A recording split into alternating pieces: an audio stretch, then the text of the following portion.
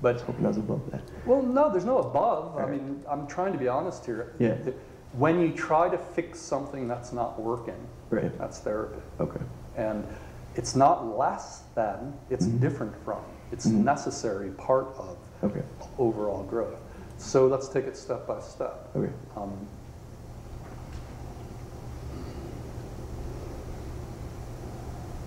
That feeling of pride in helping her open and then seeing her display, since at the yogic level, she is the world. Your relationship to her is the world. So to convert that in speech, you're saying that you're proud of opening the world. You're proud of bringing pleasure to the world. Now, that's natural. It's a natural human feeling and so forth. But does that pride interfere in your capacity to be her? So part of yogic sexuality is relaxing the sense of difference enough so that you actually become her. You already are her. She's a manifestation. Right. But can you, in your body as a human, for instance, breathe her? So you just, like I was joking with a woman earlier about the Jerry Springer version of things. So it's true, her beauty is your pleasure. Her expression is your pleasure.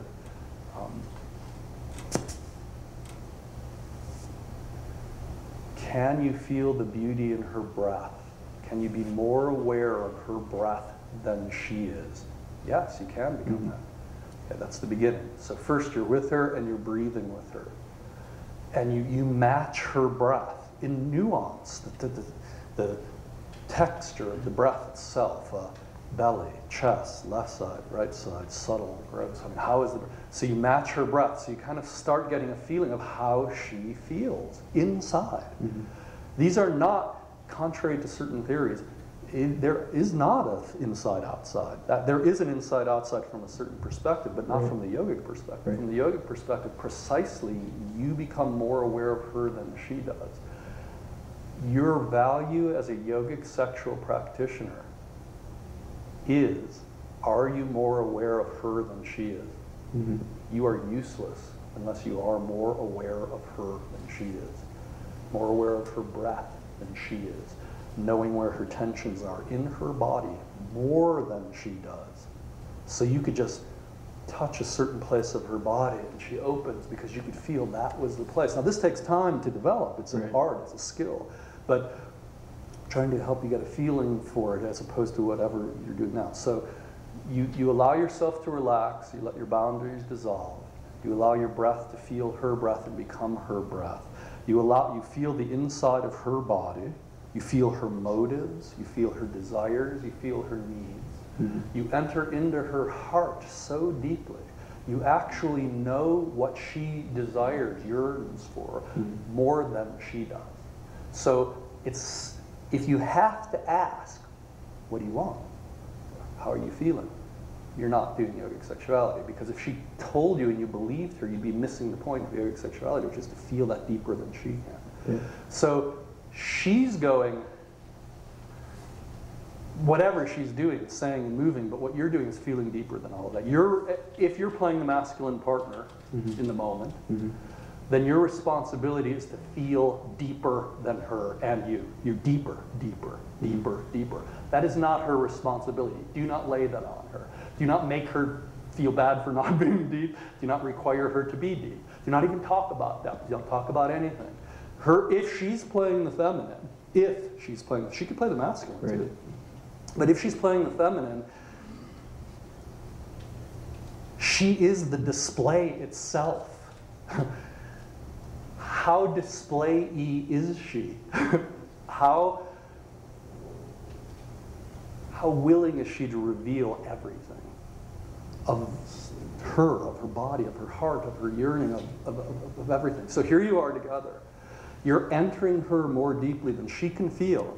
So you know just how to breathe, just how to move, just how to feel her. And she's like, whoa, whoa, whoa. She keeps being taken farther. Whoa, what was that? That's your value. So anyways, just wanted to kind of set a little stage. So what do I do when she, in turn, wants to maybe she wants to switch poles or something, and she wants to bring that out of me? Whoa. Sorry. No. There's nothing to apologize for. Again, I'm speaking in abstract, in paintings. She is going to do everything she can to fuck you up without thinking about it. She has no intention to fuck you up. And if you asked her, she certainly wouldn't be trying. And probably if you asked all women, they'd say, no, she's not trying to fuck you up. But if you ask a man, they'll go, fuck. So what I mean is, because of what I talked about earlier, her interconnectedness to all elements, her flow of energy, what she wants to feel, and again, I'm putting masculine terms on this. She doesn't want to feel this, but I have to put it in words. So what she wants to feel is she can dance as everything. You know, not as the bimbo, but for real. You know, like she's really feeling those things deeply from you in response to you. And you don't get hooked. Oh, proud, happy, you know, like all of that. So to the extent that her happiness makes you proud, and her ability and her wanting this or wanting that jerks you around, you're not practicing sexual yoga, you're practicing something else. But sexual yoga, she could do anything and you take her deeper. She shits on you, you take her deeper. She's ecstatically orgasmic, you take her deeper. And especially for this group, she's going to say things that's going to sound like she means them. Right. If you believe them, then you're limiting the occasion to what she's saying. If she knew what she wanted, she wouldn't fucking need you. I'm serious. Same thing for you. Right. If you could access the beauty of the moment completely, be awed by her, capital H, what's a little human body, her? Right. Okay? Yeah. So because we tend to get self-involved, we need to be drawn out of that self-involvement by another who reflects to us the divinity of everything. So unless you can take her deeper than she can go by herself, and unless she can awe you more than you could awe yourself, bring that to to your knees, that kind of awe. If she can't do that, why would you want to be with her? And if you can't offer that to her, why would she want to be with you, yogically speaking? Right. So what are you giving her that she can't give herself?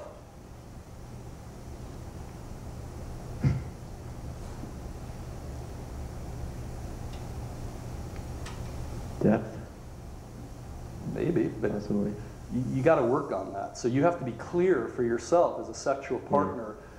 Now, you don't have to talk about this with her necessarily, but for you as a human and as a masculine side of a sexual partnership, what you want to do is walk into that sexual occasion, I don't mean intellectually, but knowing what you have to give her that she can't give herself. And then give her that. Will she want it? No. Will she resist? Yes. Will she try to convince you that you're wrong? Yes. Will she question your capacity to practice? Yes. Will she attempt to undermine all of your confidence? Yes. Will she criticize you in the ways that you're weakest? Yes. And would you want it any other way? Would you want a woman who went along with you being the dipshit? Nope. Sometimes we all do. But in general, I think we want to grow beyond that in all of us. Yeah. So you want her to reflect that. You don't want to get into long conversations about it, but you don't want her to put up with less than you're capable of, I don't think. So the way she does that is by giving you something you can't handle, and specifically automatically giving you something that distracts you from your depth. And she knows what that is for you better than anybody. She knows exactly what to say. Probably something about your art. Like, oh, that's bad. Well, do you have any suggestions on that? It's gone. Yoga's gone. Sexuality is gone. You've reduced it to some therapy discussion that doesn't have an end, because all she wanted to feel is that you're larger than her criticism. She wants to feel that your consciousness stands free.